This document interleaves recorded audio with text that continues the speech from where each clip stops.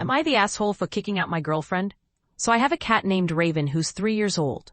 My girlfriend of 2 years moved in with me a few weeks ago, and it was clear she didn't like my cat. I didn't think it was really a big deal until one day I got home and he was just gone. He's not an outdoor cat and he never goes outside. He was gone for hours and I was worried sick until my buddy came to my house and returned him, saying he found him 2 blocks from my house. I asked my girlfriend how my cat, who has never tried to go out before, ended up that far from my house, and she admitted to kicking him out. I was furious, saying she had no right to kick him out, and told her that since she thought she had the power to kick my cat out, I wanted her out of my house by the end of the month. She cried that she had nowhere to go and that she would have to live on the streets. I said I didn't care and told her to leave by the end of the month. My friends think I'm being too harsh, but my cat could have died because of her, and I don't want her trying anything else. Am I the asshole?